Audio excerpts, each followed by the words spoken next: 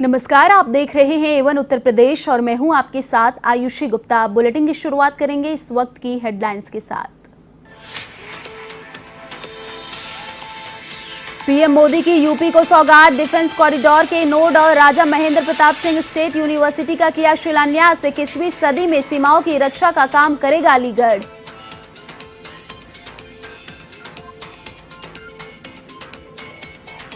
UP में गौ तस्करों पर शिकंजा, 68 गौ तस्करों की 18 करोड़ से ज्यादा की संपत्तियां जब्त। 150 से ज्यादा स्लॉटर हाउस बंद तो 1800 से ज्यादा के खिलाफ की कार्रवाई।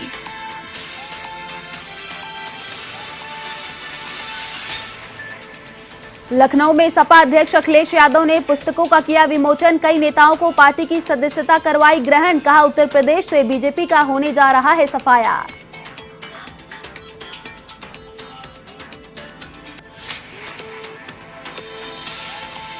यूपी के उप मुख्यमंत्री केशव प्रसाद मौर्य ने किया कई परियोजनाओं का लोकार्पण। रायबरेली एम्स में हिंदी पखवाड़े का भी किया शुभारंभ। पार्टी पदाधिकारियों की भी ली बैठक।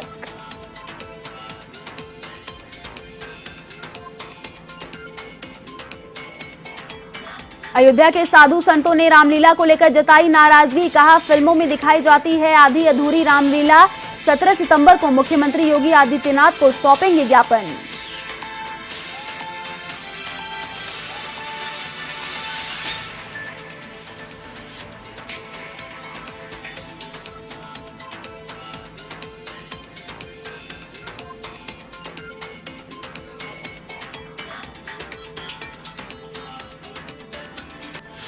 और अब खबरें विस्तार से। प्रधानमंत्री नरेंद्र मोदी अलीगढ़ दौरे पर हैं, जहां उन्होंने डिफेंस कॉरिडोर के नोड और राजा महेंद्र प्रताप सिंह स्टेट यूनिवर्सिटी का शिलान्यास किया। इस दौरान प्रधानमंत्री नरेंद्र मोदी ने कहा, कल तक जो अलीगढ़ लोगों के घरों की सुरक्षा करता था, आज वही अलीगढ़ मेरे हिंदुस्तान की सरहदों की सुरक्षा करेगा। यहाँ रक्षा उत्पाद बनेंगे। अलीगढ़ नोड में छोटे हथियार, drone, air space, metal components, defence packaging जैसे उत्पाद बन सकेंगे। इसके लिए नए उद्योग लगाए जा रहे हैं।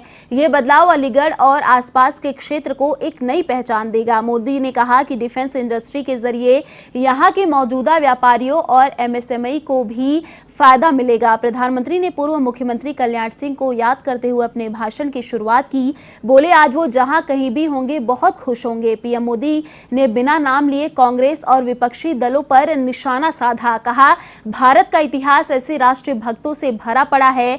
ऐसे आजादी के दीवानों ने अपना सब कुछ खपा दिया, लेकिन ये देश का दुर्भाग्य रहा कि आजादी के बाद ऐसे राष्ट्रीय नायक और नायिकाओं की तपस्या से देश की अगली पीढ़ियों को परिचित ही नहीं कराया गया।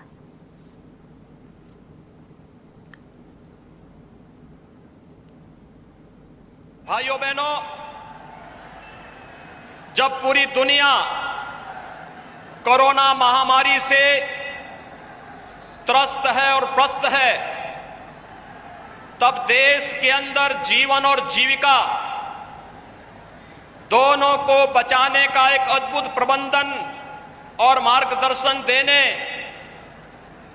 गरीब कल्याण पैकेज के माध्यम से हर एक गरीब को उसकी आवश्यकता के अनुरूप, चाहे वह प्रधानमंत्री अन्न योजना या फिर अन्य सभी योजनाओं से आच्छादित करने का कार्य रहा हो, या आत्मनिर्भर पैकेज के माध्यम से प्रत्येक तबके को स्वावलंबन की ओर अग्रसर करने का, और जब कोरोना महामारी से बचाव की बात आई, दो स्वदेशी वैक्सीन दे करके अपने देश के प्रति अपनी आत्मीय संवेदना व्यक्त करते हुए 75 करोड़ लोगों को अब तक कोरोना का डोज उपलब्ध करवाने के ऐतिहासिक लक्ष्य को प्रदान करने के लिए मैं आदरणीय प्रधानमंत्री जी का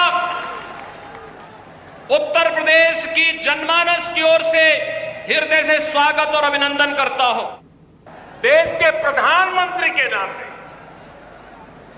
मुझे फिर से एक बार ये सौभाग्य मिला है कि मैं राजा महेंद्र प्रताप जी जैसे विजनरी और महान स्वतंत्र सेनानी के नाम पर बन रही यूनिवर्सिटी का शिलान्यास कर रहा हूं। मेरे जीवन का एक बड़ा सौभाग्य और ऐसे पवित्र अवसर पर आप इतनी बड़ी संख्या में आशीर्वाद देने आए। जनता जनार्दन के दर्शन करना ये भी शक्तिदायक होता है। साथियों, राजा महेंद्र प्रताप सिंह जी सिर्फ भारत की आजादी के लिए ही नहीं लड़े, उन्होंने भारत के भविष्य के निर्माण की नींव में भी सक्रिय योगदान दिया था। उन्होंने अपनी देश विदेश की यात्राओं से मिले अनुभवों का उपयोग भारत की शिक्षा व्यवस्था को आधुनिक बनाने के लिए किया। वृंदावन में आधुनिक टेक्निकल कॉलेज उन्होंने अपने संसाधनों से अपनी पैतृक संपत्ति को दान करके बनवाया। अलीगढ़ मुस्लिम यूनिवर्सिटी के लिए भी बड़ी जमीन राजा महेंद्र प्रताप सिंह जी ने ही दी थी। 16 सितंबर को उत्तर प्रदेश के मुख्यमंत्री योगी आदित्यनाथ बाराबंकी दौरे पर रहेंगे, जहां सीएम योगी इंटर कॉलेज के हरक मैदान और जीआईसी ऑडिटोरियम में आयोजित कार्यक्रम में शिरकत करेंगे। ऐसे में मुख्यमंत्री के आगमन को लेकर तैयारियां शुरू हो चुकी हैं। इसी के चलते तैयारियों का जायजा लेने जिले के आलाधिकारी कार्यक्रम स्थल पहुंचे और तैयारियों का जायजा लिया।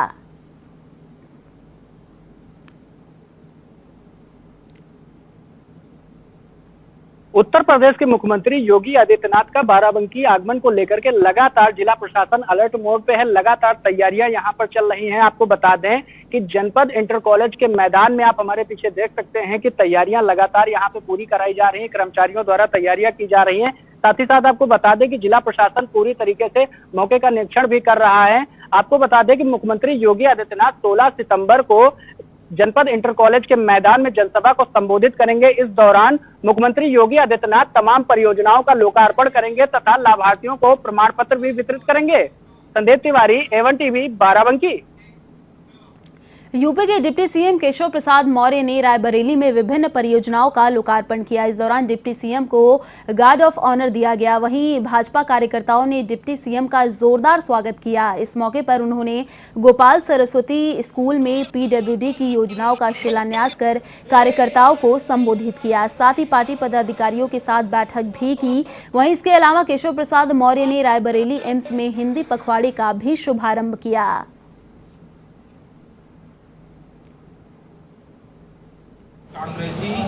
कांग्रेस भी मेरा अपना मानना है। आप क्या मानते हो? रायबरेली के सब हमारे पत्रकार मित्र कांग्रेस के द्वारा फोटो खिंचाने वाले नेता बचे। आज एक नेता पूरे उत्तर प्रदेश में कहीं दिखाई नहीं पड़े। उत्तर प्रदेश की भाजपा सरकार एक बार 2017 की तरह गौरक्षा को मुद्दा बनाने की तैयारी में है। सरकार की गौवंश को लेकर स्पष्ट नीति के तहत पिछले 4 सालों में 150 अवैध स्लॉटर हाउस को बंद कराया गया है। वहीं 356 गौ तस्कर माफिया को चिन्हित कर 1823 आरोपियों के खिलाफ मुकदमा दर्ज किया गया है। सूबे में पहली बार 68 गौ तस्कर माफिया की गैंगस्टर एक्ट के तहत 18 करोड़ से ज्यादा की संपत्ति जब्त की गई है। साथ ही गौरक्षा के लिए 5278 गौशालाएं खोली गई हैं, जहां 5 लाख से भी ज्यादा गौवंश हैं। इससे साफ है कि इस बार भी यूपी सरकार गौ हत्या की तस्करी को एक मुख्य चुनावी मुद्दा बनाते हुए जनता के बीच जाएगी, जहां लोगों को बताएगी कि समाजवादी पार्टी की सरकार ने गौरक्षा के लिए कुछ नहीं किया और हम अपने वादों पर खरे उतरे। वहीं प्रदेश सरकार ने सरकारी स्लॉटर हाउस के संचालन को लेकर 2018 में एक्ट में संशोधन किया, जिसमें नगर निकाय को किसी भी प्रकार के स्लॉटर हाउस के संचालन और स्थापना से मुक्त कर दिया गया।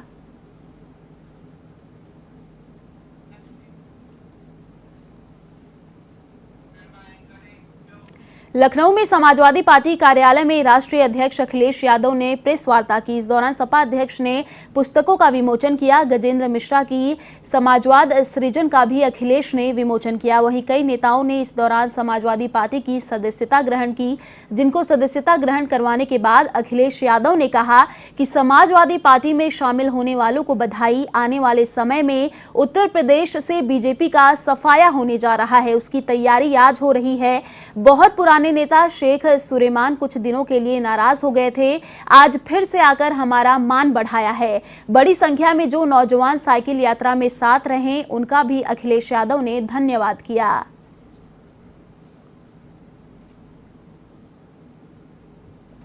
आज भी सरकार 4.5 साल के बाद नाम बदल रही है,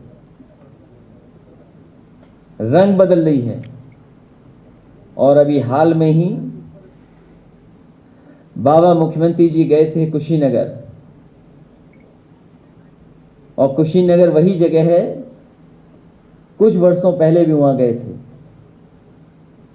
जब गरीब बच्चों को मिलना था, गरीब परिवारों को मिलना था। मजदूर, किसान और गरीब परिवारों के बच्चों को, परिवारों को साबुन और शैम्पू बंटवाए गए थे। अयोध्या में परंपरागत रामलीला की व्यवस्था को लेकर राम नगरी के संतों में नाराजगी जताई है। रामलीला की व्यवस्था को लेकर बड़ा भक्तमाल मंदिर में संत समिति की बैठक आयोजित हुई। इस बैठक में फिल्मी सितारों की ओर से दिखाई जाने वाली आधी अधूरी रामलीला पर संत समाज ने नाराजगी जताई। ऐसे में अब 17 अक्टूबर को संत समिति मुख्यमंत्री से मुलाकात कर शिकायत दर्ज कराएगी। संतों ने मांग की है कि आध्यात्मिक धार्मिक परंपरा वाली रामलीला का ही आयोजन होना चाहिए।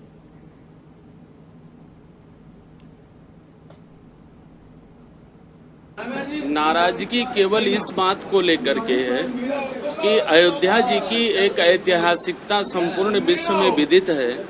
यह राम जी की भी जन्मभूमि रही है, रामलीला की भी जन्मभूमि रही है, रामचरितमानस की भी जन्मभूमि रही है। और उसका जो कॉन्सेप्ट है, श्री राम जी का जो चरित्र है, रावण से भी पूछा गया था कि तुम राम जी का चेहरा बनाना जानते हो, राम जी का जब मुखौटा लगा लेते हो तो तुम्हें कैसा महसूस होता है। उनके भी समग्र विचारों का समर्थन करते हुए ये जनाना चाहता हूँ कि ये रामलीला का विरोध नहीं है। रामलीला 100 जगह पर हो, 108 जगह पर हो, 1008 जगह पर हो, अयोध्या से उदयाचल से अस्ताचल तक पूरे ग्राम ग्राम में हर चौराहे पर रामलीला हो, उसकी विरोध नहीं है।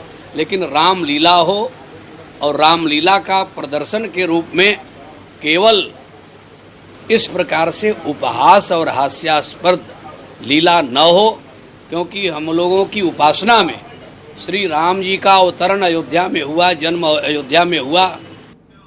भारतीय जनता पार्टी के प्रदेश प्रवक्ता एसएन सिंह देवरिया दौरे पर रहे, जहां बीजेपी कार्यकर्ताओं ने उनका गर्मजोशी के साथ स्वागत किया। इस दौरान मीडिया से मुखातिब होते हुए प्रदेश प्रवक्ता ने सरकार की उपलब्धियों को गिनाया। एसएन सिंह ने कहा कि हमारी सरकार में बिजली की कोई किल्लत नहीं है, वहीं महानगरों में 24 घंटे बिजली मिल रही है।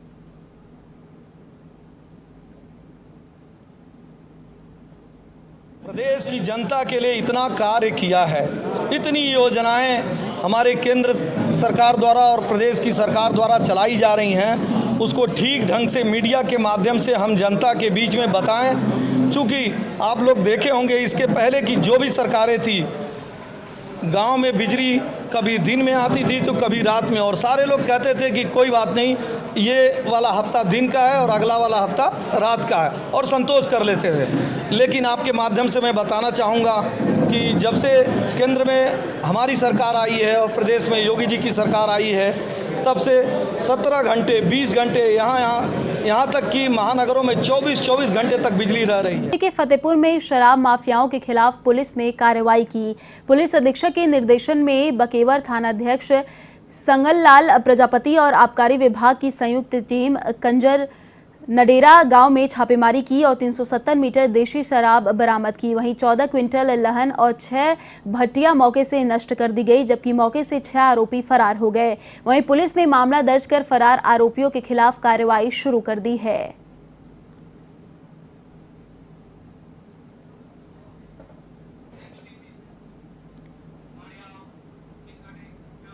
यूपी के देवरिया जनपद के महू आडीह में एक युवक का शव मिलने से इलाके में सनसनी फैल गई। मामला थाना क्षेत्र के हेतिमपुर के पास का है, जहां NH 28 सड़क के किनारे एक अज्ञात युवक का शव झाड़ियों में मिला।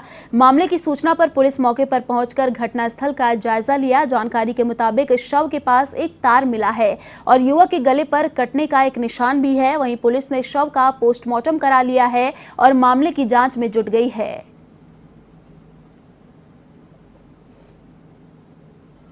थाना महुआडीह के हेतिमपुर हाईवे के पास आज एक नवयुवक की लाश मिली है और उसके बगल में एक तार का टुकड़ा मिला है, जिससे ये प्रतीत हो रहा है कि उसी से इस युवक की हत्या की गई होगी, किंतु स्पष्ट रूप से जानकारी के लिए शव को कब्जे में लेकर पोस्टमार्टम के लिए भेज दिया गया है। यूपी की मथुरा में डेंगू और वायरल फीवर का कहर बदस्तूर जारी है। इस बीच ग्रामीण इलाकों में हालात ज्यादा भयावह हो गए हैं। इसी कड़ी में जनचोदा और नगला हरजू में 2 मासूम बच्चों की मौत हो गई। हालांकि स्वास्थ्य विभाग ने बच्चों की मौत का कारण स्पष्ट नहीं किया, लेकिन बच्चों की मौत से गांव में कोहराम मचा हुआ है। इस तरह जनचोदा में मरने वालों की संख्या 5 हो गई है।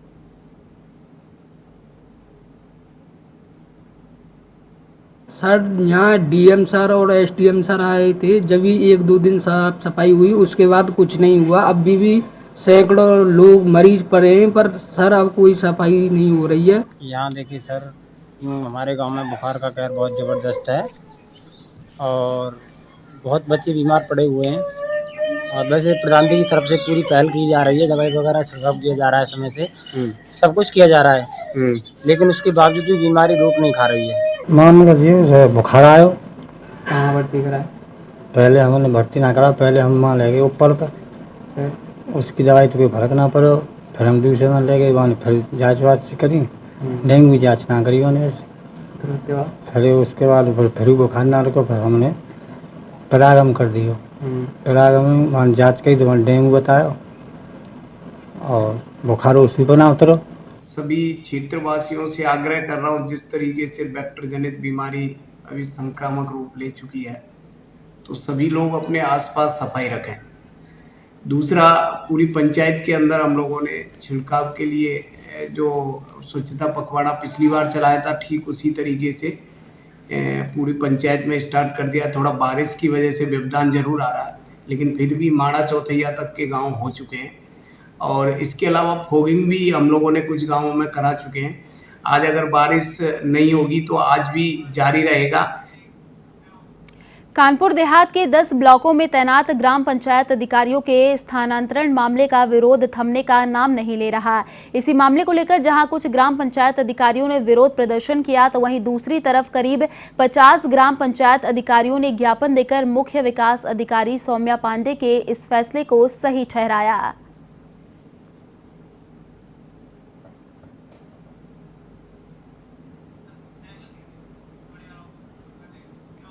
यूपी के संभल में यारा फर्टिलाइजर बबराला से निकलने वाले केमिकल युक्त पानी के मामले को लेकर हिंदू शक्ति दल के राष्ट्रीय अध्यक्ष सिमरन गुप्ता ने गुन्नौर SDM को ज्ञापन सौंपा। इस ज्ञापन में उन्होंने बताया कि केमिकल युक्त पानी से आसपास के गांव में गंभीर बीमारियों का डर बना हुआ है। अगर जल्द मामले में कार्रवाई नहीं हुई तो उन्हें अदालत की शरण में जाना पड़ेगा।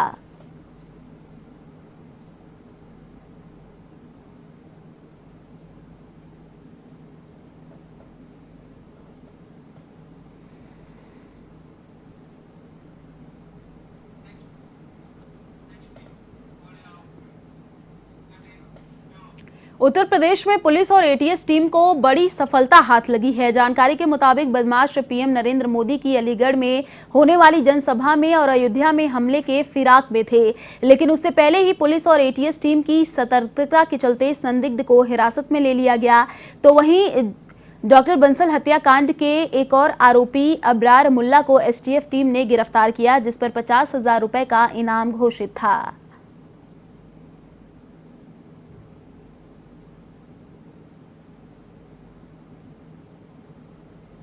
ये एक बहुचर्चित हत्याकांड हुआ था डॉक्टर बंसल जी का, जिसमें ये आदमी वांछित चल रहा था, जिसके ऊपर 50,000 रुपये का इनाम था।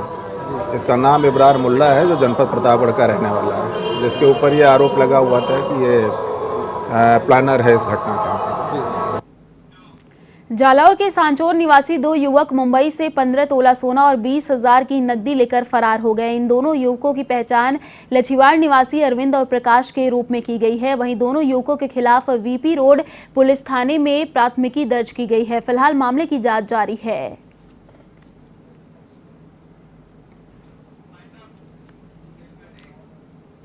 फिलहाल इस बुलेटिन में इतना ही। देश और दुनिया की तमाम बड़ी खबरों के लिए देखते रहिए A1 TV। नमस्कार।